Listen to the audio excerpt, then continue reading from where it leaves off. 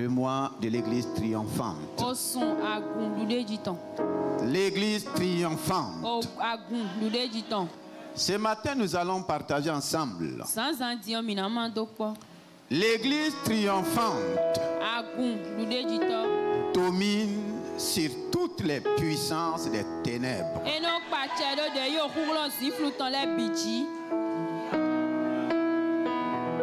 L'église triomphante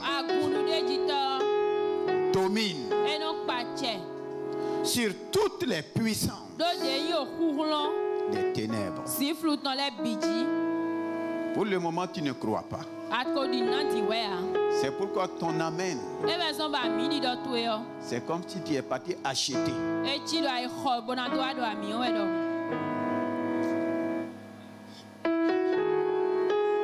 La victoire ou la défaite des croyants sur le diable, sur ses royaumes, dépend de la vision que tu as de l'église. Pour plusieurs personnes, l'église c'est un bâtiment. C'est du mensonge. Et si l'église est un bâtiment, donc c'est les hommes qui ont bâti l'église. C'est pourquoi le diable est arrivé à nous séduire. Et chacun dit, j'ai bâti telle église. Ici vous pouvez dire, nous sommes à l'église du Seigneur Mia. Le Seigneur Mia n'a pas d'église. Le Seigneur Mia n'a pas bâti une église. Ah, je pars dans l'église de tel apôtre. Aucun apôtre n'a bâti une église. Je pars dans l'église de tel prophète. C'est du mensonge. L'église de tel pasteur. Ça, c'est la séduction. Aucun pasteur n'a bâti l'église. Alléluia. Jésus a dit, je bâtirai mon église. Il n'a pas dit qu'un homme bâtira son église.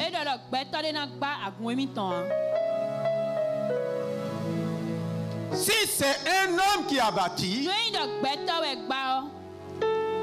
les portes des séjours de mort vont prévaloir contre cette église. Et voici la défaite de l'église. Effectivement, ceux qui ont bâti leur église sont en train de prendre la position d'une église militante. Une église militante. L'église militante, c'est qui? C'est quoi? Ce sont ces croyants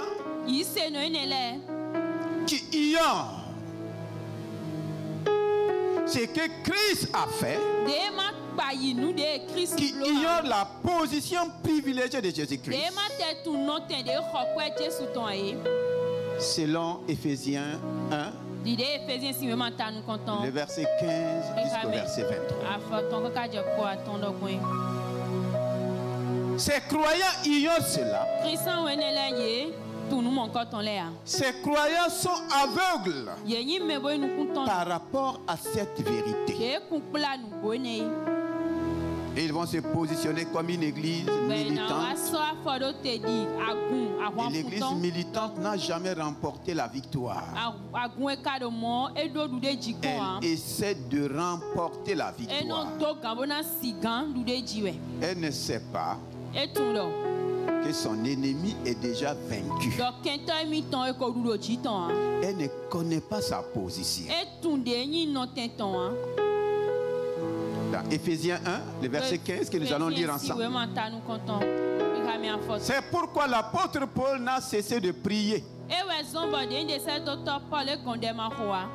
Et le Saint-Esprit continue d'intercéder. Puisque c'est lui l'intercesseur par excellence. Pour que nos yeux s'ouvrent pour que les yeux de nos cœurs soient illuminés. Beaucoup sont aveugles par rapport à ces vérités. Éphésiens 1, verset 15. Éphésiens 1, le verset 15. C'est pourquoi, moi aussi, ayant entendu parler de votre foi au Seigneur Jésus et de votre charité pour tous les saints, je ne cesse de rendre grâce pour vous, faisant mention de vous dans mes prières, afin que le Dieu de notre Père Jésus-Christ, afin que le Dieu de notre Seigneur Jésus-Christ, le Père de gloire, vous donne un esprit de sagesse et de révélation dans sa connaissance, et qu'il illumine les yeux de votre cœur. Qu'il illumine les yeux de votre cœur. Voici une prière importante. Tant que nous allons rester aveugles sur ces vérités, nous allons rester effectivement dans la défaite. Nous allons continuer à mener des combats inutiles. Quand ton ennemi sait que tu ne sais pas qu'il est vaincu, il prend ta victoire. Ah oui. Il vole ta victoire. Et Satan a volé la victoire de l'église. Et l'église est permanemment dans le combat. Et le mauvais combat. Ce que le Seigneur demande à l'église, c'est de mener le combat de la foi. Le combat de la... Et c'est ce combat-là que l'apôtre Paul dit, je prie que vos yeux soient illuminés. Sinon, si vous êtes aveugle, c'est terrible. Nous continuons. Qu'il illumine les yeux de votre cœur pour que vous sachiez quelle est l'espérance qui s'attache à son appel, quelle est la richesse de la gloire de son héritage qu'il réserve aux saints, et quelle est envers nous qui croyons l'infinie grandeur de sa puissance, se manifestant avec efficacité par la vertu de sa force. Il l'a déployé en Christ en le ressuscitant des morts et en le faisant asseoir à sa droite dans les lieux célestes, au-dessus de toute domination, de toute autorité, de toute puissance, de toute dignité et de tout nom qui se peut nommer, non seulement dans le siècle présent, mais encore dans le siècle à venir. Il a tout mis sous ses pieds et il l'a donné pour chef suprême à l'Église, qui est son corps, la plénitude de celui qui remplit tout en tous. Alléluia. Amen. Il a tout mis sous ses pieds et il a donné pour chef suprême à l'Église, qui est son corps. Donc l'Église c'est un corps. Ce n'est pas un bâtiment. Ce n'est pas une dénomination. L'Église c'est un corps. Un corps avec une tête, avec des membres. Et la tête de l'Église c'est qui? C'est Christ. Il est le chef suprême de l'Église qui est son corps.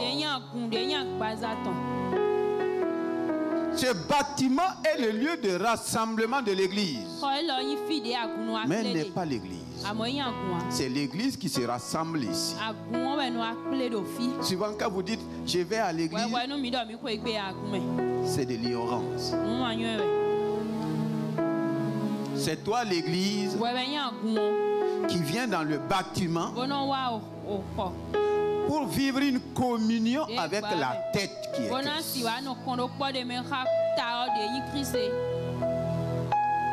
Et je ne pense pas que ta tête peut être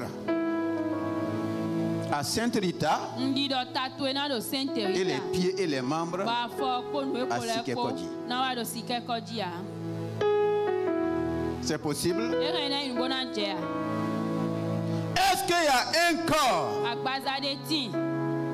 à part et la tête à part. En ce moment, on dit quoi? Qu'est-ce qu'on dit? Il est décapité. Et souvent, nous vivons comme décapités. Nous sommes séparés de la tête. Nous refusons d'être là où la tête est. Et nous nous positionnons en bas. Pendant que la tête est où? Est-ce qu'on peut travailler ensemble? La tête séparée du corps. On peut travailler ensemble?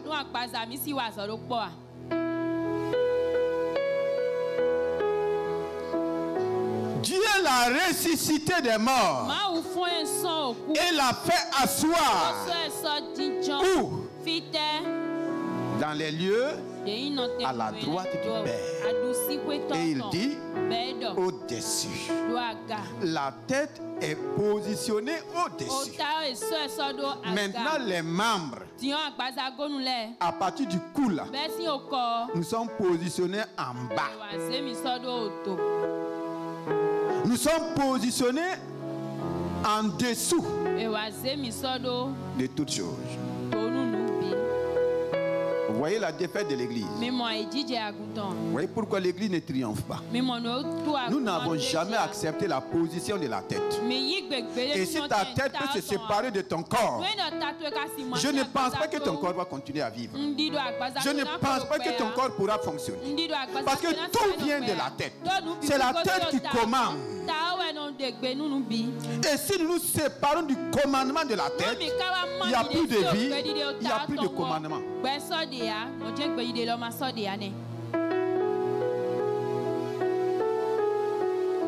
Dans quelle position tu te vois en tant que membre de l'église? Sinon tu ne peux pas parler de triomphe. Si la tête n'a pas triomphé, le corps ne peut pas triompher.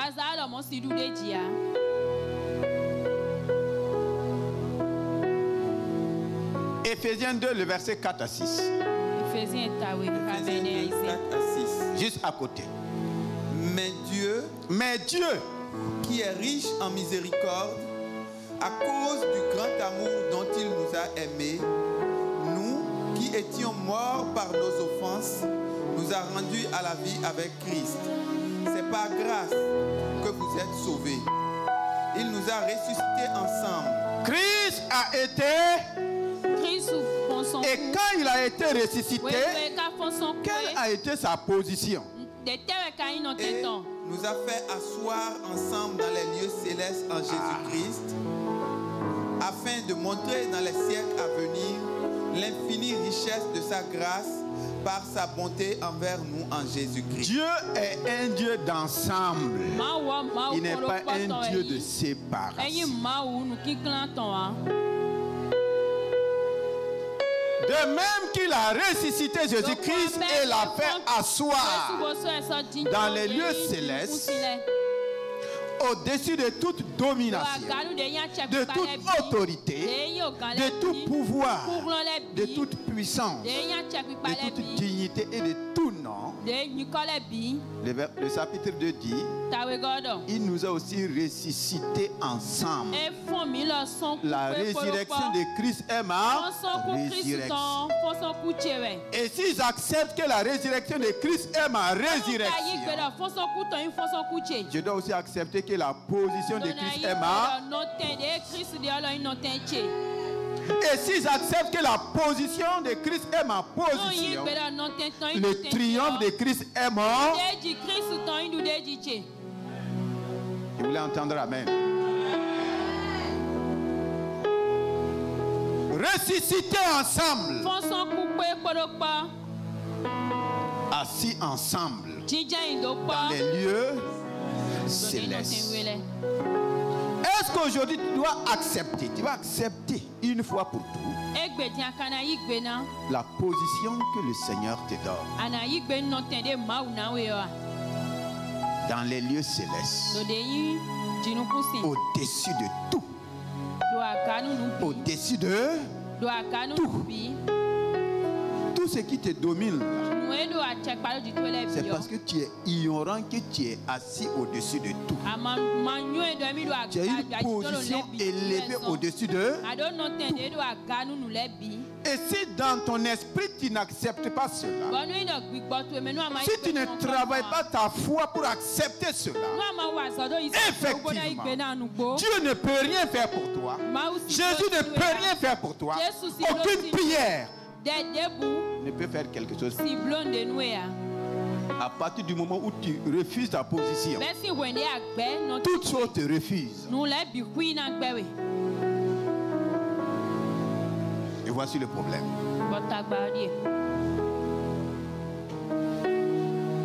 Est-ce que ce matin, tu vas prendre cette parole-là comme étant pour toi-même? Je ne te demande pas d'écouter. Je te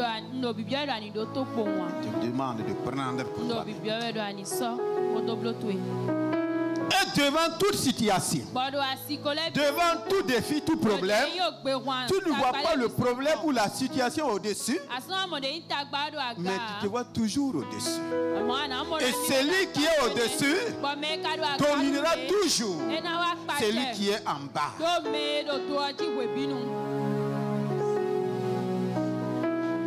Alléluia. L'église qui est le corps de Christ a la même position que Christ. Christ est lié à son corps. La tête est liée au corps.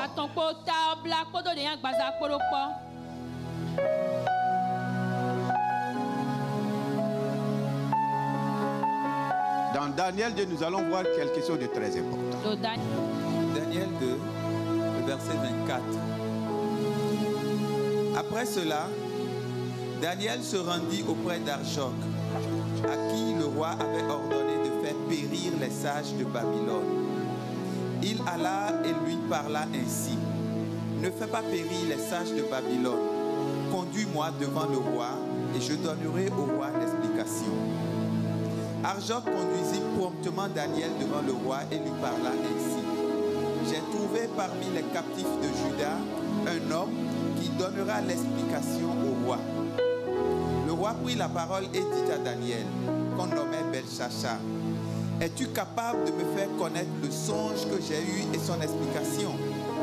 Daniel répondit en présence du roi et dit: ce que le roi demande est un secret que les sages, les astrologues, les magiciens et les devins ne sont pas capables de découvrir au roi. Ne sont pas capables de découvrir. Il y a des choses sur la terre. Il y a des événements qui arrivent sur la terre. Ceux qui aiment les magiciens, ceux qui aiment les devins.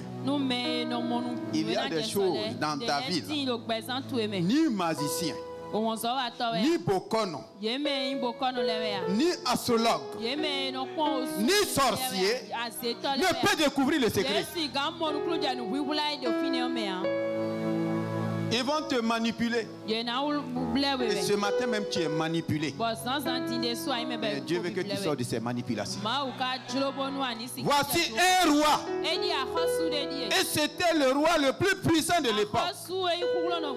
Il avait même vaincu Pharaon. C'est lui qui avait la domination.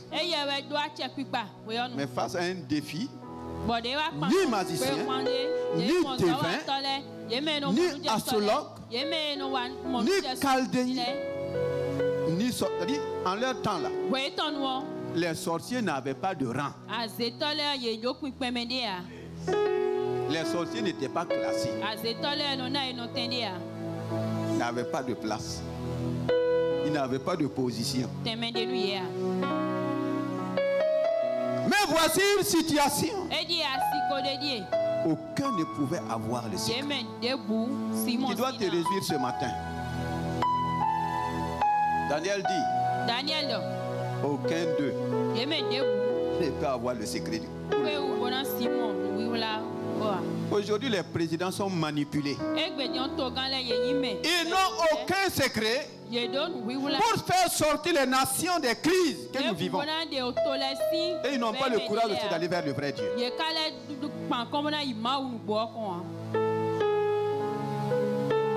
manipulé.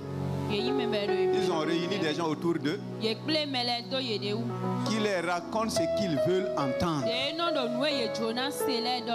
Mais ce qu'ils veulent entendre ne peut changer la situation que les nations traversent. Il y a un seul. C'est le Dieu des cieux. Daniel dit, aucun, si ce n'est pas le Dieu des cieux. Il y a un Dieu dans les cieux. Et c'est ce Dieu-là qui est devenu ton père. Et tu es incapable de recevoir ses secrets pour ta vie. Il n'y a pas de connexion. Il n'y a pas de relation. Tu fuis ta position. Daniel était obligé d'aller dans la position, dans la dimension de Dieu pour recevoir les secrets de Dieu. Tu ne peux pas être dans la position de bassesse et recevoir les secrets célestes. Ce n'est pas possible. Est-ce qu'on peut avancer? Verset 28.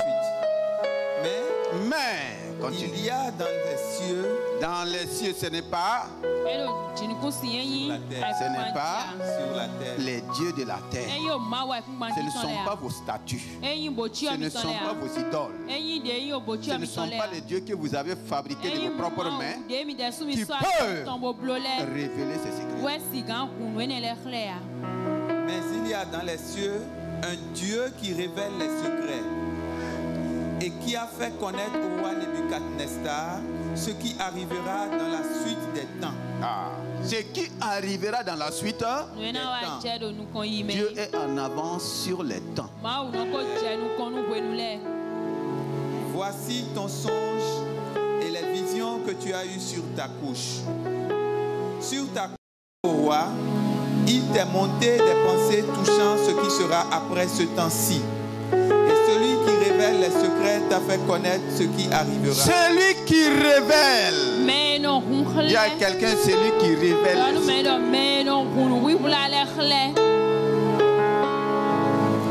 Si ce secret m'a été révélé, ce n'est point qu'il y ait en moi une sagesse supérieure à celle de tous les vivants. Ce n'est pas à cause de ma supériorité. Mais dites-moi, c'est à cause de quoi? Mais c'est afin que l'explication soit donnée au roi. Qu'est-ce qui lui a permis de recevoir les secrets? Et que tu connaisses les pensées de ton cœur. Les pensées de ton cœur. Continue. Ô roi. Tu regardais et tu voyais une grande statue. Cette statue était immense et d'une splendeur extraordinaire.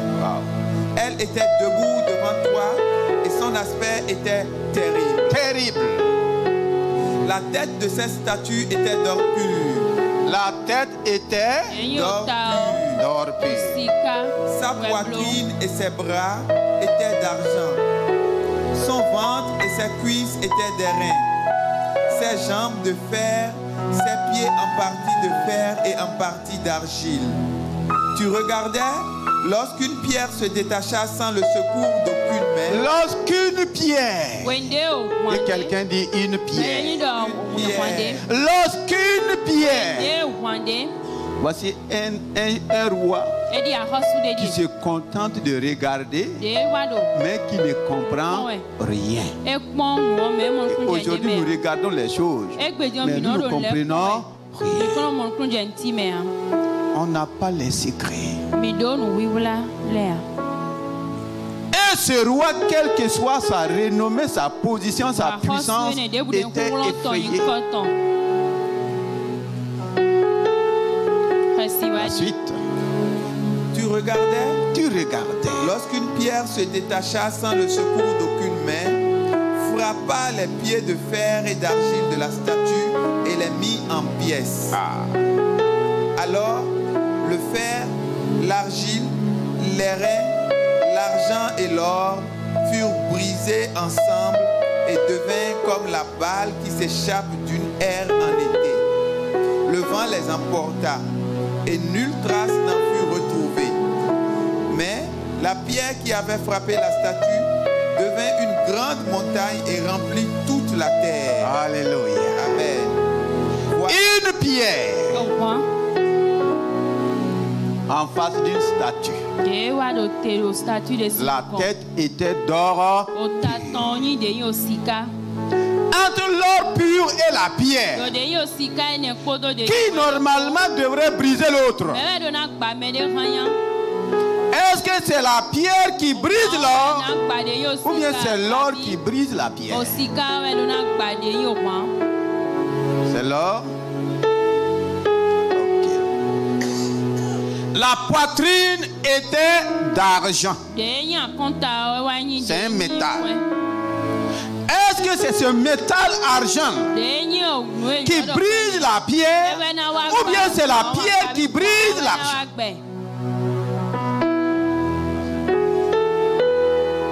C'est l'argent. Okay. Les membres étaient d'airain. D'airain poli. Est-ce que c'est l'airain qui brise la pierre ou bien c'est la pierre qui brise l'airain? C'est du matériel, des matériaux bien classés. L'or, l'argent, l'airain, et on va venir maintenant au fer. C'est le fer qui brise la pierre ou bien c'est la pierre qui brise le fer? Qu'est-ce qui s'est passé pour qu'une pierre qui s'est déchaînée, et la Bible dit sans le secours d'aucune main, frappe la statue et la met en pièces? La main, hein? La pierre est sortie d'où?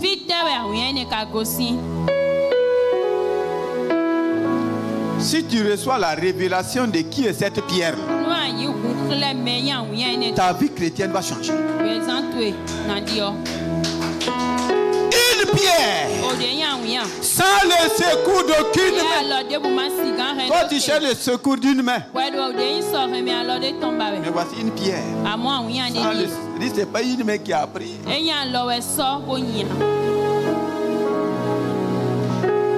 La pierre a brisé la statue, brisé l'or, brisé l'argent, brisé les reins, brisé le fer. Qu'est-ce qu'on va dire maintenant de l'argile? Bon, qu'est-ce qu'on va dire maintenant de l'argile?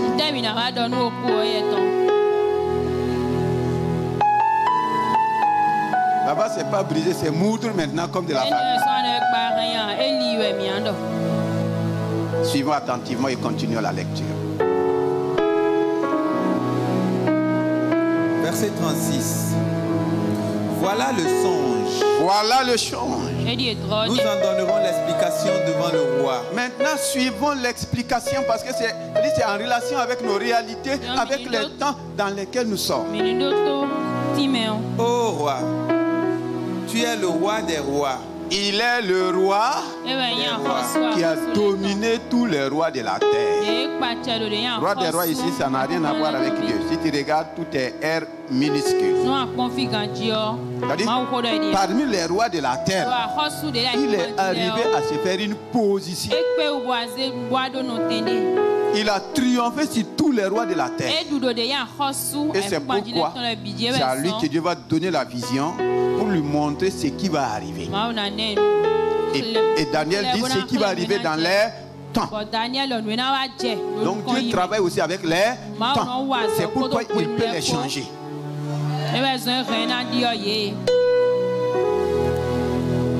Ô roi, tu es le roi des rois, car le Dieu des cieux t'a donné l'empire, la puissance, la force et la gloire. Il a remis entre tes mains, en quelques lieux qu'ils habitent, les enfants des hommes, les bêtes des champs et les oiseaux du ciel. Et il t'a fait dominer sur eux tous. C'est toi qui es la tête d'or. Il t'a fait dominer sur eux. Voici le dominateur de son temps. Il dominait sur tout. les hommes, les oiseaux, même sur les bêtes. Voici le triomphateur de leur temps. La suite. Après toi, il s'élèvera un autre royaume.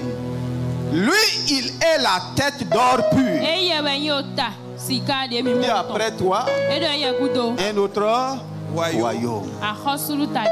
Moindre que le tien. Puis un troisième royaume. Un troisième royaume. Qui sera derrière et qui dominera sur toute la terre. Chaque royaume veut dominer sur la terre. Il y aura un quatrième royaume. Quatrième royaume. Fort comme du fer. Fort comme du fer. De même que le fer brise et rompt tout, il brisera et rompra tout. Il brisera, le fer brise et rompt tout. Mais il y a une seule chose qui ne pourra pas briser. L'heure est venue pour que le fer rencontre son briseur.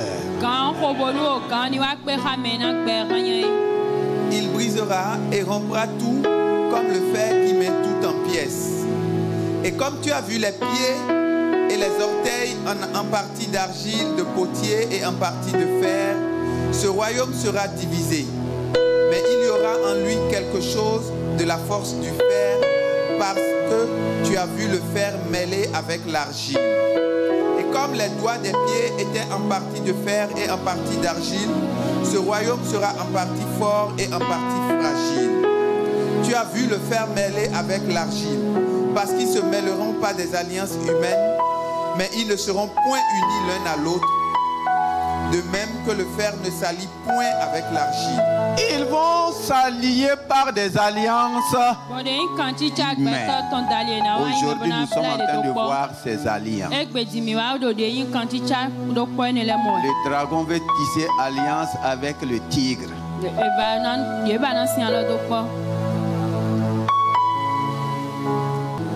Chacun cherche une alliance. Nous sommes dans ce temps et si nous nous prêtons attention au peuple de Dieu. Daniel suivait les temps. Le problème de l'église aujourd'hui, l'église ne suit plus les temps. Et vous ne cherchez même pas à suivre les temps. Vous laissez les autres tomber sur vos têtes. Des alliances humaines. Les alliances humaines sont en relation avec quoi? Chacun cherche à tisser alliance avec celui qu'il pense qu'il est.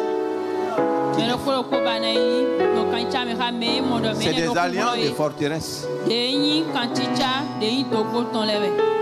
Est-ce que le dragon peut se mettre en alliance avec le tigre? Ça peut aller. C'est pourquoi la Bible dit que c'est des alliances humaines. Ça ne peut pas tenir. Dans toute alliance humaine, il y aura toujours des trahisons. Ils vont se trahir. Il y aura toujours des trahisons. Dans les temps de ces rois,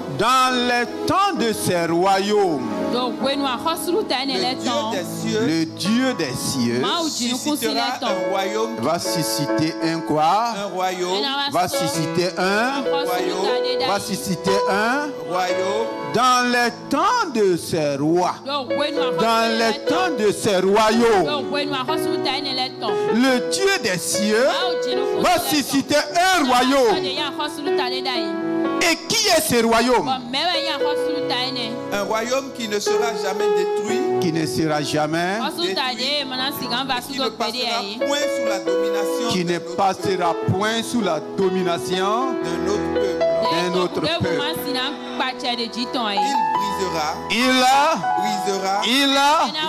Ce royaume brisera et anéantira tous ces royaumes-là.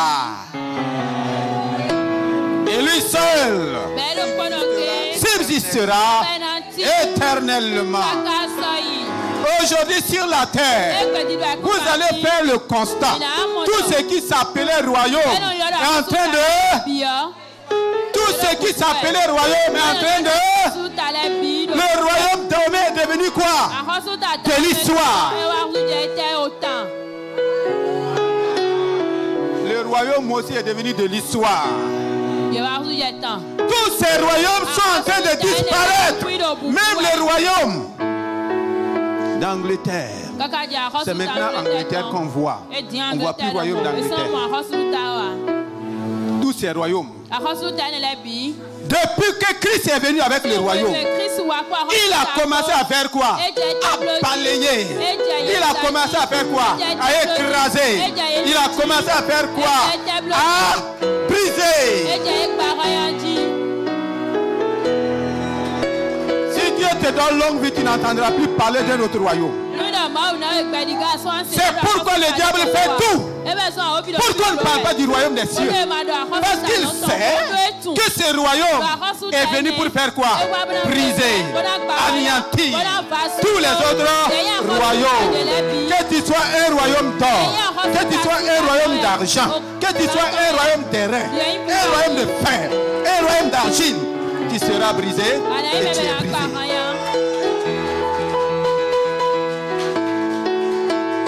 Le seul subsistera. Daniel dit au temps de ses. Et quand Christ est venu, dans Marc 1,15, il dit les temps sont accomplis. Le royaume des cieux est.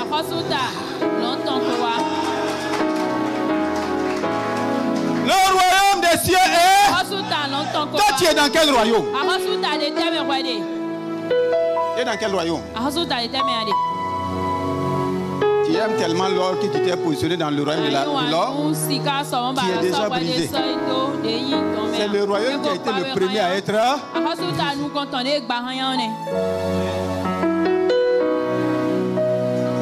Quel est le royaume qui te fait trembler?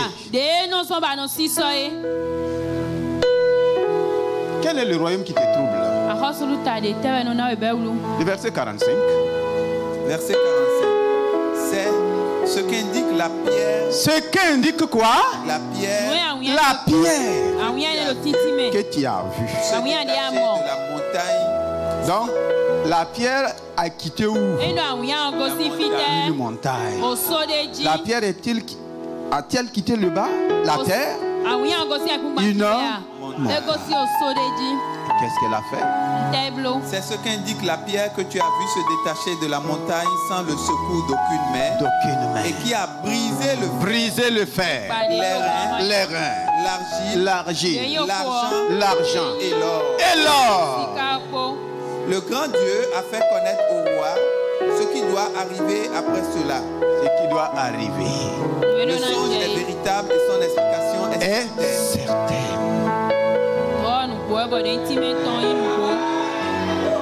Maintenant, nous allons voir la pierre.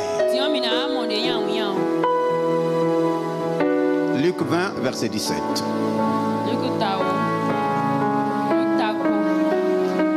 Ah, c'est Jésus lui-même. Luc 20, verset 17. Mais, jetant les regards sur eux, Jésus dit: que signifie donc ce qui est écrit?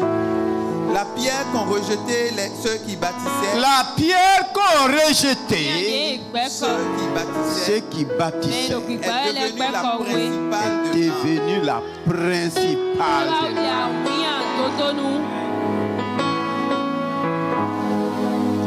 Elle est devenue la principale de l'angle. La suite. Quiconque tombera sur cette pierre. Quiconque sur cette pierre s'y brisera.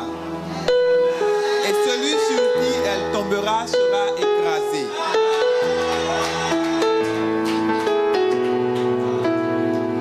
Quiconque tombera sur cette pierre. La pierre n'a même pas d'effort à faire.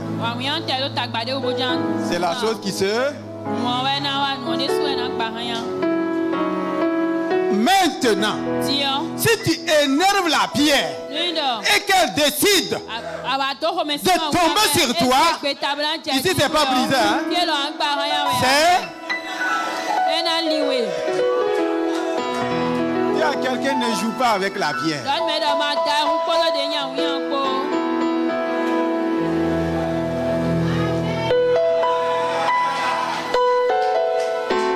Ne joue pas avec la pierre. La pierre qui a quitté la montagne, qui est tombée sur ces 5 royaumes, qui les a mis en pièces. Jésus dit c'est la pierre angulaire. C'est la pierre principale. Si tu tombes sur elle, Église, si tu sais qui tu es, si tu reconnais qui tu es, ta vie ne peut plus rester la même. Ils vont tout faire contre l'Église. Tous ceux qui se sont levés contre l'Église se sont brisés. Brisés. Ils sont devenus des morceaux. J'ai pitié de ceux qui se lèvent actuellement contre l'Église. Oh, j'ai compassion d'eux. Mais si l'Église elle-même ne sait pas qui elle est, c'est terrible. Quiconque sorcier, lève-toi. Viens tomber sur elle.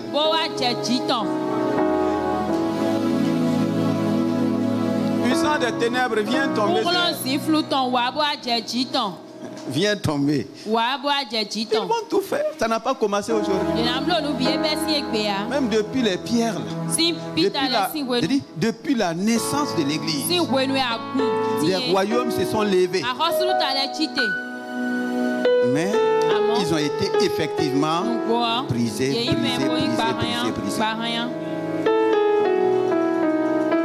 Maintenant, si la pierre elle-même tombe sur quiconque, elle la met en cendre. Voici aujourd'hui le problème, c'est quoi? La pierre ne veut pas se lever. Tu es une pierre qui ne te lève pas. Pour comprendre, lisons Matthieu 16. Simon-Pierre répondit: Tu es le Christ, le Fils du Dieu vivant. Jésus, reprenant la parole, lui dit: Tu es heureux, Simon, fils de Jonas, car ce ne sont pas la chair et le sang qui t'ont révélé cela, mais c'est mon Père qui est dans les cieux. Et moi, je te dis que tu es Pierre. Moi. Que quelqu'un dit moi. Je te dis que tu es Pierre. Vous voyez la révélation? La pierre c'est qui? La pierre là c'est qui? Il y en a qui regardent en haut. Ils croient que la pierre est en haut. Moi je te le dis. Tu es? Tu es? La pierre c'est qui?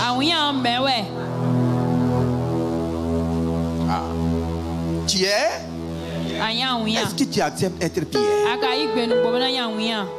Est-ce que lui il savait qu'il était Pierre? Il croyait qu'il portait un nom. Et quelque chose va jaillir de ce nom.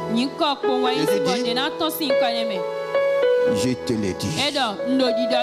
Tu es? Quelle pierre es-tu? De quelle pierre s'agit-il? Je te le dis. Tu es Pierre. Et sur cette pierre, je vais faire quoi? Je bâtirai mon église. Je bâtirai mon église. L'église de Christ n'est pas bâtie avec du ciment. C'est pas avec béton armé. C'est avec quoi? Tu es une pierre dans l'édifice. Je suis une pierre. Toi, tu es pierre. Lisez-moi la parole vivante. Matthieu 16, à partir du verset 16, parole vivante. Ce fut Simon-Pierre qui lui répondit: Tu es le Messie, le Fils du Dieu vivant.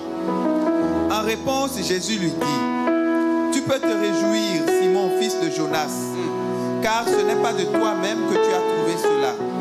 C'est mon Père céleste qui te l'a révélé.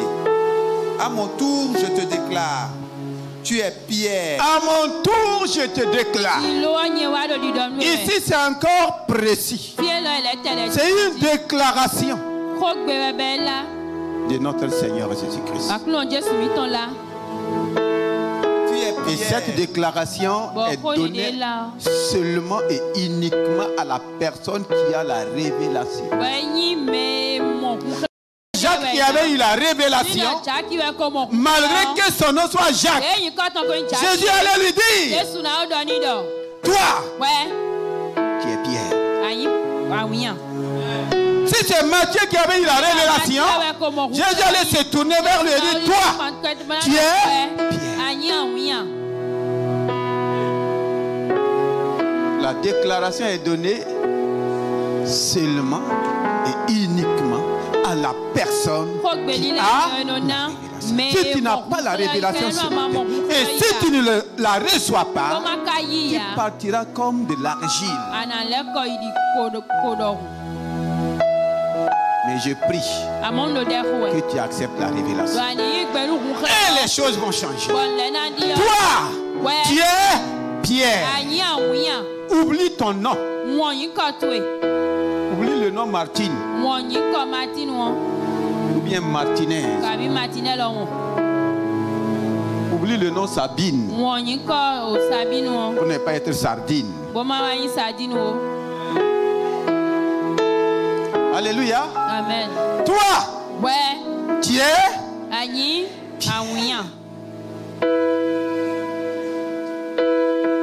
sur cette pierre.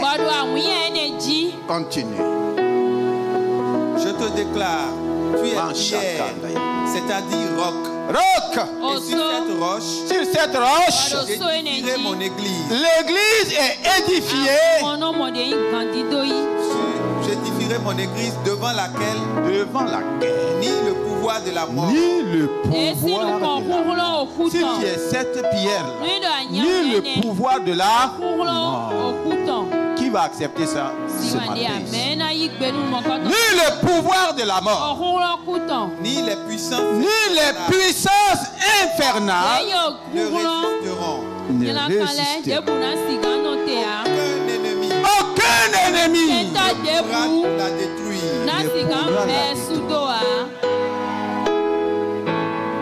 Pourquoi tu trembles devant le pouvoir de la mort? Pourquoi tu es tourmenté par des pensées de mort? Pourquoi tu es tourmenté par la peur de la mort? Si tu te reconnais comme cette pierre, Jésus dit, c'est une déclaration. C'est à toi d'accepter, c'est à toi de rejeter. C'est à moi de m'identifier.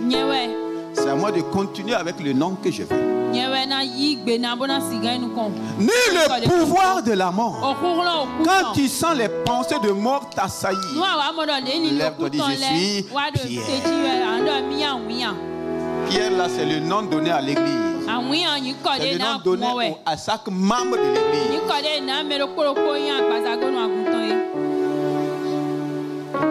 Ni les puissances infernales ne résisteront. Aucun ennemi, dis avec moi, aucun ennemi ne pourra la détruire. Aucun ennemi ne peut te détruire. La pierre qui a frappé la statue là, c'est qui? La statue représentait des royaumes. Des royaumes puissants. Des royaumes forts. Des royaumes organisés pour faire le mal.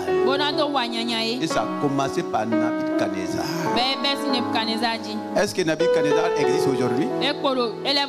Daniel a dit la tête là c'est qui? Il existe aujourd'hui? Si la tête n'existe pas,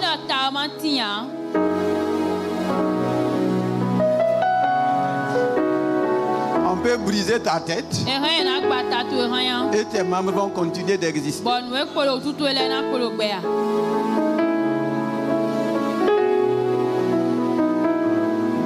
Que le Seigneur nous aide ce matin. Changez votre manière de recevoir les enseignements. Nous aurons à rendre compte de ce que nous recevons.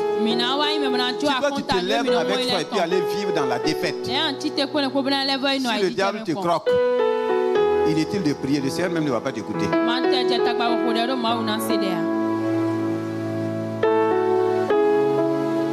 Tu es Pierre. La pierre qui a brisé cette statue, c'est toi, c'est moi, c'est l'église. Donc ce matin, il faut savoir t'élever comme une pierre, comme la pierre angulaire. Les royaumes autour de toi. En réalité, j'ose dire, les royaumes qui se manifestent actuellement, ce n'est que les morceaux de ce que la pierre a brisé.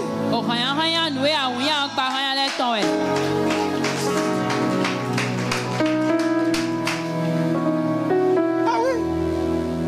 Ils se sont éparpillés. Mais s'ils arrivent à endormir les pierres, ils vont paraître. Les morceaux paraissent pendant que la pierre vivante, la pierre angulaire, est en train de se débattre. Ce n'est pas normal. Alléluia. Dans Ézéchiel 28, le verset 14, on va même révéler. Ici, on parle des royaumes.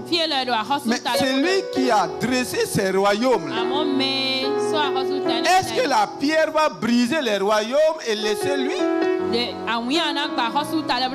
Ézéchiel. Et nous allons prier. 28. Le verset 11 à 19. Ézéchiel 28. À partir du verset 11. Je veux que nous comprenions quelque chose de très important. Et ceux qui n'ont pas l'habitude de prendre les enseignements, c'est maintenant qu'il faut les prendre. C'est maintenant qu'il faut les prendre au sérieux. Si toi tu viens, tu n'as rien pour noter, c'est pas normal. La parole de l'Éternel me fut adressée en ces mots. C'est la parole de l'Éternel. Oui. Fils de l'homme, prononce une complainte sur le roi de Tyr. Le roi de Tyr, c'est l'image du diable et vous allez le voir. Tu lui diras, ainsi parle le Seigneur l'Éternel. Tu mettais le sceau à la perfection. Tu étais plein de sagesse, parfait en beauté. Tu étais en Éden, le jardin de Dieu. Tu étais couvert de toute espèce de pierres précieuses. Ici, vous allez voir le verbe utilisé, ou bien le temps utilisé, c'est et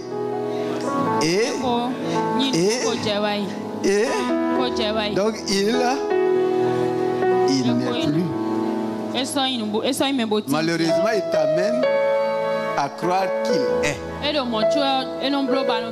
Ici, là, il a. Et le dernier verbe qu'on va utiliser, c'est là que tu vas comprendre. Est-ce qu'un ex-ministre est toujours ministre? Il peut toujours signer. Il était. Donc il n'est plus. Allons pour terminer. Tu étais couvert de toute espèce de pierres précieuses, de sardoine, de topaz, de diamant, de chrysolite, d'onyx, de jaspe, de saphir, d'escarboucle, d'émeraude et d'or. Verset 15. Verset 15. Tu as été intègre dans tes voies depuis le jour où tu fus créé jusqu'à celui où l'iniquité a été trouvée chez toi. Tout va changer maintenant. Par la grandeur de ton commerce, tu as été rempli de violence et tu as péché. Je te précipite de la montagne de Dieu et je te fais disparaître, chérubin protecteur. Je te précipite de la montagne. Donc il a quitté ça. Il a quitté sa place. Est-ce que sa place va rester vide? Qui on va mettre à sa place? Demande à ta voisine, à ton voisin.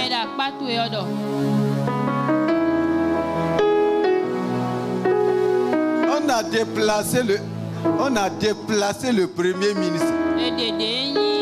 Est-ce que son poste va rester vide? Qui on va mettre à la place? Il y a quelqu'un qui a un poste à postuler.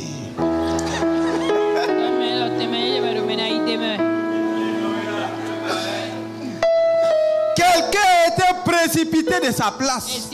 On dit de la montagne. Donc, il était où? Il était en haut. Le lieu céleste dont on vous parle, vous ne comprenez pas. C'est quelqu'un qui était là-bas. La précipitation de Satan par terre a amené l'élévation de quelqu'un à sa place.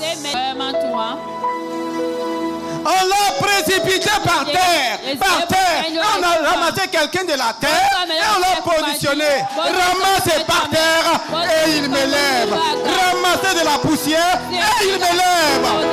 Dis Amen.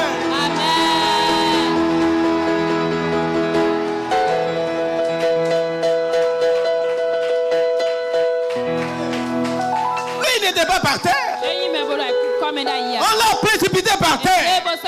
Moi qui étais par terre dans la poussière, il m'a pris et il m'a positionné à sa place.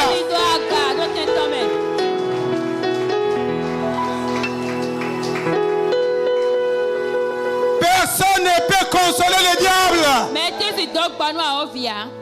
La consolation du diable, c'est les yeux que toi tu vas accepter de descendre et lui donner sa place. Je crois que tu vas accepter. Il a été précipité. Où? Par terre. Et toi qui étais par terre. Moi qui étais par terre. Maman Mireille qui était par terre. On t'a ramassé. Ici là, moi j'accepte le mot ramasser.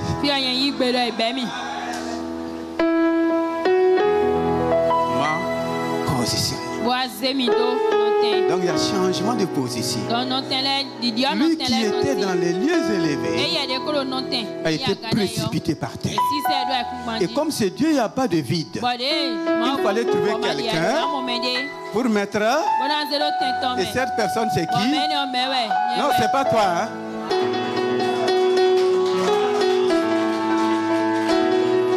C'est pourquoi Jésus dit, toi, tu es Pierre. Et cette pierre était où? En bas. Il a pris, il a positionné. Et il dit, à partir de maintenant, ni le pouvoir de la mort. C'est ma terre. Il est Dieu, il est Dieu, il est Dieu, il est Dieu. Il est roi, roi des rois. C'est ça l'église. L'église, ce n'est pas les anges d'en haut qu'on a amenés sur la terre, mais c'est les hommes de la terre qui étaient dans le péché, dans la boue du péché que Jésus a pris. Il les a ressuscités, il les a positionnés.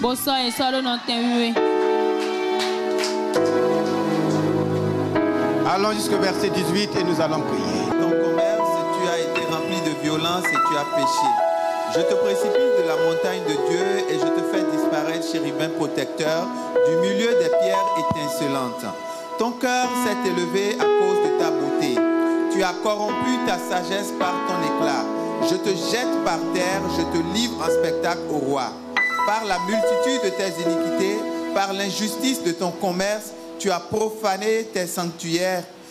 Je te fais sortir du milieu de toi. Je fais sortir du milieu de toi un feu qui te dévore. Je te réduis en cendres sur la terre aux yeux de tous ceux qui te regardent. Verset 19. Tu es réduit au néant. Tu es réduit au néant. Tu es réduit au néant. Voici son présent. Depuis le commencement, on dit il était. Il était. Il était. Maintenant, on dit tu le vois, tu le connais dans son passé, ou bien tu le connais dans son présent. Vous savez, pour vaincre le diable, toutes nos gymnastiques, ça ne fait rien. C'est sur la base de la parole. Si tu arrives à montrer au diable qui il est, là tu l'as vaincu. Sinon, combattre en l'air, ramasser les prières de délivrance en l'air, ça ne fait rien au diable. Connais qui il est. Et qu'il sache toi aussi qui tu es. Chacun se met à sa place. Chacun reste à ça. Mais si tu ne sais pas qui il est, et toi, tu vas le voir sur ta maison. Satan ne peut jamais être sur ma maison. Quand tu vois un oiseau sur ton toit, tu dis que Satan est toujours en bas. Il ne sera jamais en haut.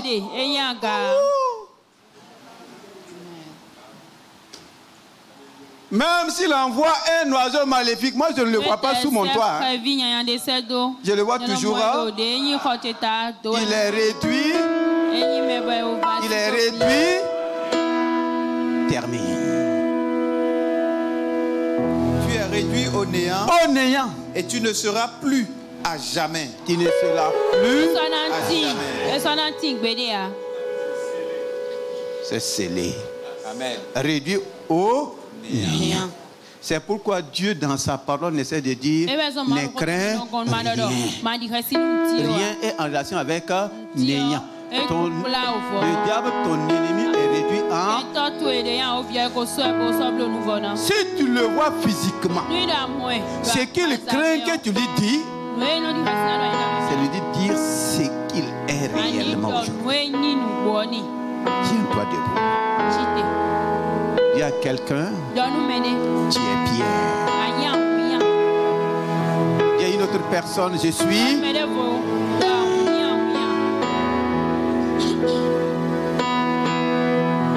Tiens-toi. De même que cette pierre, sans le secours d'aucune main, a brisé la statue. Tu es une pierre pour briser. Je suis une pierre pour briser. Je suis une pierre pour anéantir. Tout royaume qui se lève, tout royaume qui se dresse, c'est toi qui sais là où tu es, à quoi tu es confronté. Tu vas faire cette prière avec foi. On dit sans le secours d'aucune main. C'est toi-même qui vas faire la prière. En tant que Pierre, tu vas dire tout royaume qui se lève contre ta vie, contre ta famille, contre ta carrière, contre ton élévation, contre ton mariage, contre tes enfants, contre tes finances, quel que soit le royaume, quel que soit leur nombre, qu'ils soient brisés, qu'ils soient anéantis, qu'ils soient réduits au néant. Élève ta voix. Ici, ce n'est pas le pièce. Royaume de malédiction, soyez taillé en pièces. Royaume de maladie, d'infirmité, soyez taillé en pièces. Frère, ce n'est pas le moment de mourir. Ouvre ta bouche. Il faut que ta vie change. Révolte-toi. Que tout royaume qui opère négativement contre ma vie soit taillé en pièces, brisé.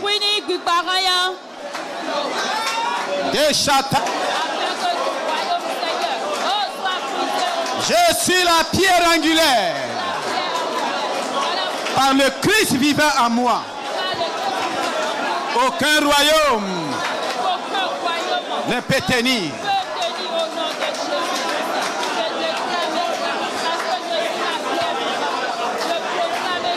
royaume qui veut te tenir en esclavage soit brisé. Pierre vivante, lève-toi et brise ces royaumes. Brise-les.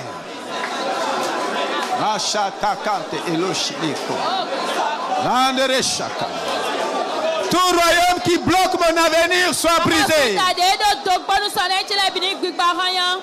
Tout royaume qui tient en otage mes richesses, mes bénédictions, soyez brisés.